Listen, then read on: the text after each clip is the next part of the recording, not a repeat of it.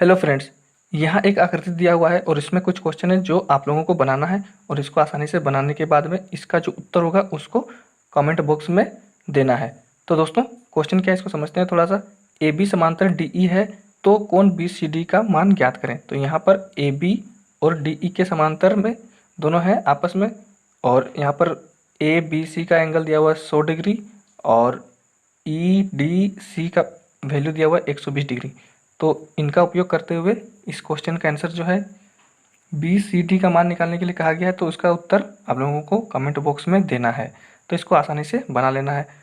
Hints के रूप में मैं बता देता हूँ कि सी से होते हुए एक पी सी क्यू रेखा खींचना है जो ए बी और डी ई के समांतर होने से फिर आसानी से सॉल्यूशन हो जाएगा। दोस्तों हम लोगों ने पिछले जो वीडियोस हैं उनमें सारी चीज़ों को भी देख लेते, अच्छे से समझ लिए थे। उसमें बहुत सारे एंगल, बिंदु, रेखा, रेखाखंड, किरण, इन सारी चीज़ों को भी देख लिए थे, समझ लिए थे। वहाँ पर सबसे ज़्यादा समझने वाला जो पॉइंट्स था वह था संगत कोण और एकांतर कोण। तो दोस्तों संगत कोण और असंगत कोण के बारे में जो है उसको थोड़ा सा मैं फिर से बता देता हूँ कि अगर कोई दो रेखाएं हैं और वे रेखाएं समांतर हैं, ये एल है और ये एम है, इसको अगर कोई तिर्यक रेखा पी काटती है तो यहाँ पर दो बिंदु में प्रतिच्छेद करती है, तो यहाँ पर कुल 8 एंगल बनते हैं। 1 2 3 4 5 6 7 और 8। ये सारे जो एंगल्स हैं इनका निर्माण होता है और ये दोनों एल और एम रेखाएं समांतर होनी चाहिए। और इसी में हम लोगों को संगत कोण, एकांतर कोण, अंतः कोण, इन सारी चीज़ों को भी देख लेते पिछली वीडियो में। तो ये जो दोनों रेखाएं होनी चाहिए वह समांतर होनी चाहिए। तो चलिए दोस्तों इस क्वेश्चन का उत्तर आप लोग कमेंट बॉक्स में दीजिएगा। आज हम लोग एकदम नया टॉपिक में बात करेंगे त्रिभुज के बारे में, और त्रिभुज से रिलेटेड जो भी जानकारी होगी उन सारी चीज़ों को भी देखते हुए चलेंगे आसानी से। तो जो चैनल में नए आए हैं वो चैनल को सब्सक्राइब कर लें ताकि उनको भी आने वाले वीडियो के अपडेट्स मिलते रहें। तो दोस्तों चलिए आज स्टार्ट करते हैं त्रिभुज के बारे में। त्रिभुज जिसको इंग्लिश में कहते हैं ट्रायंगल।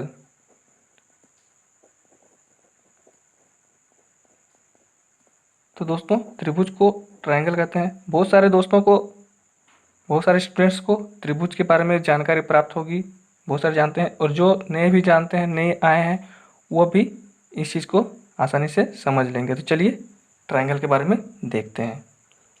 तो सबसे पहले त्रिभुज होता क्या है, इसमें जो इसका नाम है त्रिभुज, मतलब त्रि से 3 और भुज से भुजा, तो 3 भुजाओं से ही जो बना होगा आकृति। तो इसको सबसे पहले इसका जो परिभाषा है उसको भी समझ लेते हैं। त्रिभुज 3 रेखाखंडों से घिरे बंद आकृति या बंद क्षेत्र को त्रिभुज कहते हैं।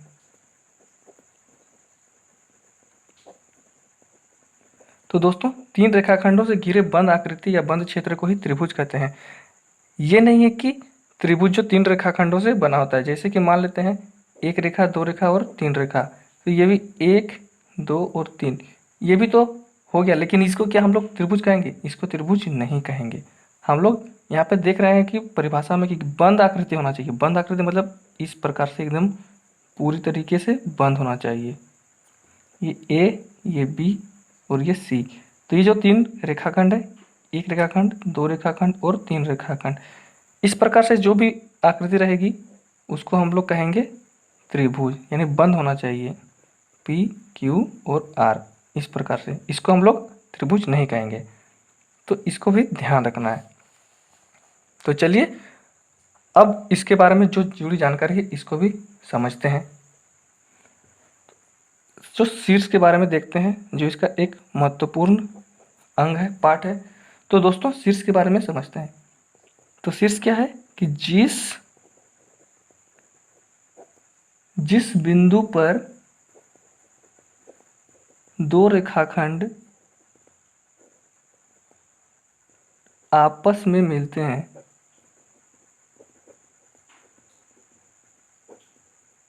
तो दोस्तों जिस बिंदु पर दो रेखाखंड आपस में मिलते हैं वह बिंदु शीर्ष कहलाता है।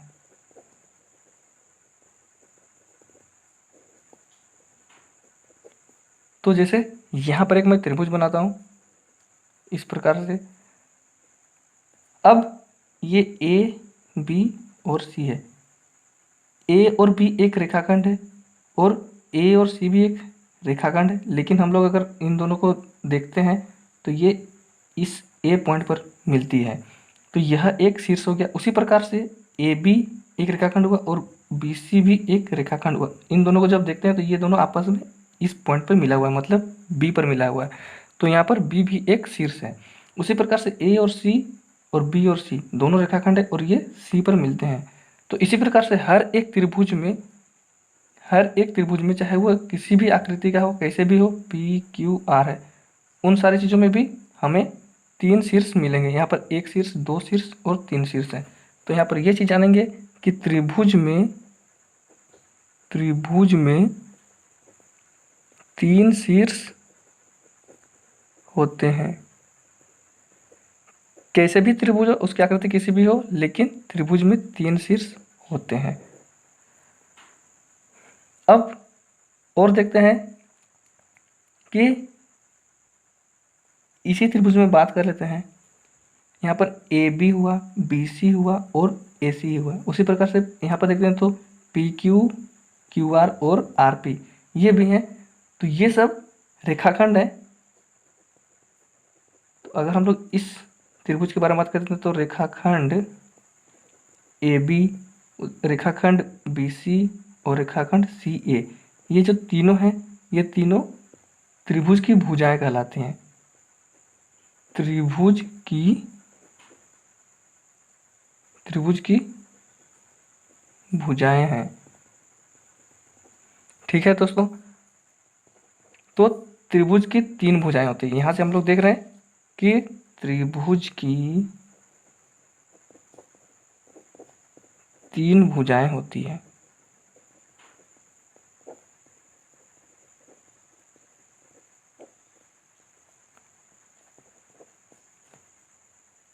अब यहाँ पर हम लोग इस त्रिभुज की ही अगर बात करते हैं तो यहाँ पर हम लोगों को 3 कोण भी मिल रहे हैं। एक यहाँ पर एक कोण बन रहा है, यहाँ पर एक कोण बना हुआ है और यहाँ पर एक कोण बन रहा है। तो किसी भी त्रिभुज में 3 कोण होते हैं या 3 कोण बनते हैं। यहाँ पर कोण ए है, कोण बी है और कोण सी है। तो इसको भी समझते हैं कि त्रिभुज में 3 कोण होते हैं। 3 कोण होते हैं। अगर इस त्रिभुज की बात करते हैं तो इसमें है कोण ए बी सी, कोण बी सी ए और कोण है सी ए बी। तो ये सब है 3 कोण। तो त्रिभुज में 3 कोण होते हैं, 3 भुजाएं होती हैं और त्रिभुज में 3 शीर्ष होते हैं। अब हम लोग त्रिभुज का वर्गीकरण करते हैं। त्रिभुज को कितने प्रकार से बांटा गया है इस चीज़ को भी समझते हैं और देखते हुए चलते हैं। इन सारी चीज़ों से भी क्वेश्चन बनता है। तो चलिए अब त्रिभुज का वर्गीकरण देखते हैं। त्रिभुजों का वर्गीकरण यानी इंग्लिश में इसको कहते हैं क्लासिफिकेशन ऑफ ट्रायंगल्स। तो त्रिभुजों का वर्गीकरण पहला है दोस्तों, एक होता है भुजाओं के आधार पर। भुजाओं के आधार पर। और दूसरा होता है कोण के आधार पर। कोण के आधार पर। तो हम लोग अभी बात करेंगे भुजाओं के आधार पर और इससे किस प्रकार से त्रिभुज बनते हैं, कौन कौन से त्रिभुज होते हैं, उनको देखेंगे और समझेंगे। तो सबसे पहले भुजाओं के आधार पर में बात करते हैं तो वह होता है पहला समबाहु त्रिभुज, समबाहु त्रिभुज जिसको इंग्लिश में कहते हैं इक्विलेटरल ट्रायंगल।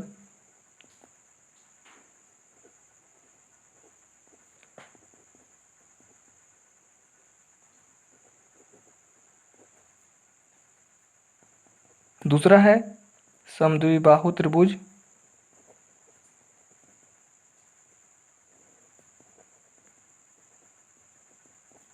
इसको इंग्लिश में कहते हैं आइसोस्केल्स ट्रायंगल।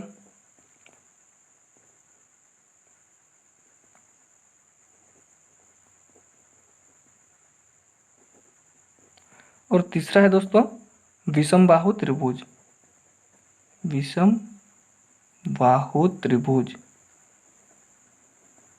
जिसको इंग्लिश में कहते हैं स्केलन ट्रायंगल।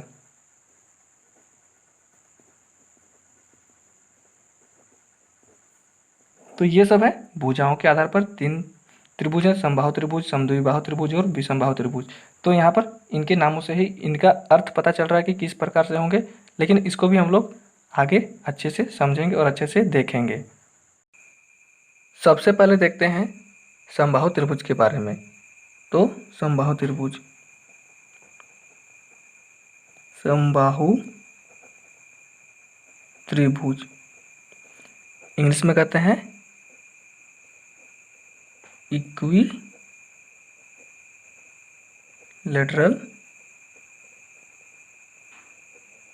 ट्रायंगल। इसके नाम से ही पता चल रहा है समबाहु मतलब, बाहु मतलब भुजा और समान भुजा होना चाहिए। तो इसका जो परिभाषा है वह देखते हैं उसको। तो जिस त्रिभुज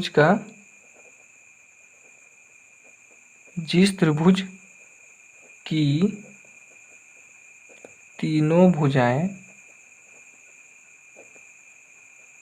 समान हों या बराबर हों तो उसे कहते हैं समबाहु त्रिभुज, समबाहु त्रिभुज कहते हैं।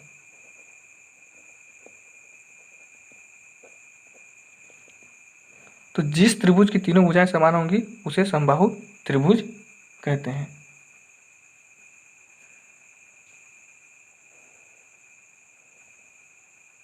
जैसे कि यह एक त्रिभुज है, इसका नाम है ए बी और सी।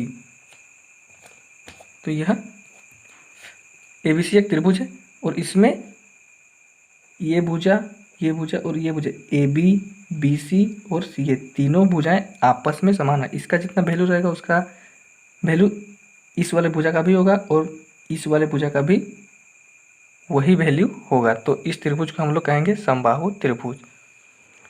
दोस्तों यहाँ पर एक और चीज़ इम्पोर्टेंट है, उसको मैं अभी बता देता हूँ कि समबाहु त्रिभुज में, समबाहु त्रिभुज के तीनों कोण बराबर होते हैं, तीनों कोण बराबर होते हैं। यहाँ पर जितना एंगल का कोण बनेगा यहाँ पर भी उतना ही एंगल का कोण बनेगा और यहाँ पर भी उतना ही एंगल का कोण बनेगा। और प्रत्येक कोण का मान होगा, प्रत्येक कोण का मान होगा वह 60 डिग्री होगा, चाहे 60 डिग्री होता है। तो यहाँ पर जो एंगल के जब बारे में बात करेंगे तब हम लोग इसको आसानी से अच्छे से समझेंगे। और लेकिन अभी मैं यहाँ पे बस चर्चा कर दे रहा हूँ कि समबाहु त्रिभुज के तीनों कोण भी बराबर होते हैं और प्रत्येक कोण 60 डिग्री का होता है। लेकिन यहाँ पे भुजाओं के आधार पर बात कर रहे हैं, तो जिस त्रिभुज की तीनों भुजाएं समान होंगी वह समबाहु त्रिभुज कहलाता है या उसे कहते हैं। आगे देखते हैं जिसको समद्विबाहु त्रिभुज कहते हैं। समद्विबाहु त्रिभुज इंग्लिश में कहते हैं आइसोस्केल्स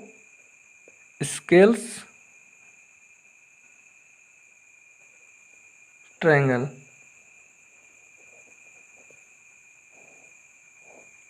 तो यहाँ पर समद्विबाहु नाम से ही पता चल रहा है कि जिसका दो भुजाएं समान होंगी, जिस त्रिभुज की दो भुजाएं समान होंगी उसको समद्विबाहु त्रिभुज कहते हैं। तो यहाँ पर इसका जो परिभाषा है उसको भी देख लेते हैं थोड़ा सा। जिस त्रिभुज की कोई दो भुजाएं समान हो या बराबर हो उसे समद्विबाहु त्रिभुज कहते हैं।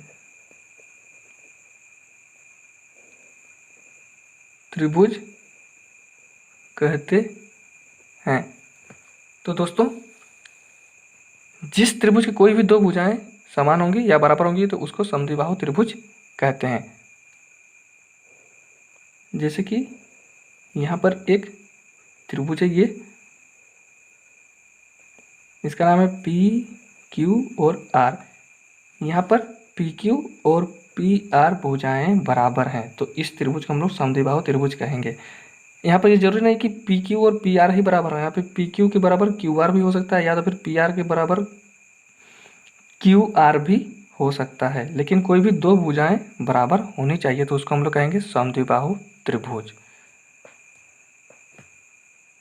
तो यहाँ पर पी क्यू के बराबर है पी आर और इस वाला जो त्रिभुज था उसमें ए बी बराबर बी सी बराबर सी ए था, तो यहाँ पर ये वाला याद करना है और यहाँ पर पी क्यू के बराबर पी आर है इस त्रिभुज के आधार पर।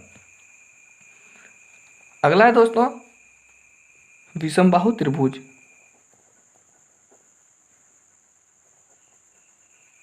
विषमबाहु त्रिभुज जिसको इंग्लिश में कहते हैं स्केलन ट्रायंगल।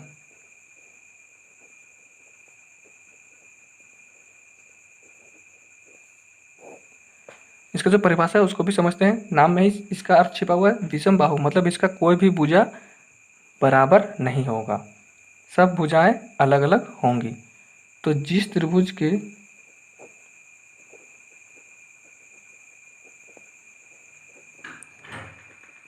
तीनों भुजाएं असमान हो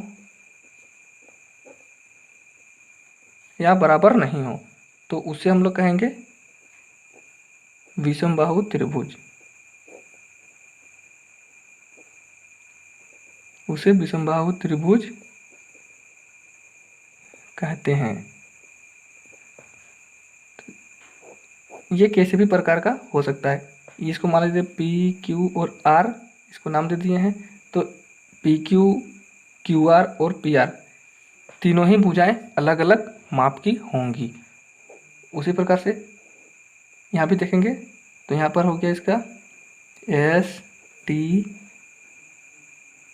क्यू।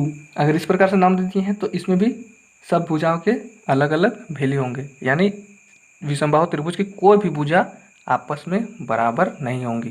तो यहाँ पर इसको समझते हैं, इस त्रिभुज के आधार पर समझते हैं, इस वाले त्रिभुज के आधार पर समझते हैं कि पी क्यू बराबर नहीं है, क्यू आर बराबर भी नहीं है पी आर, तो यहाँ पर कोई भी भुजाएं आपस में बराबर नहीं होंगी।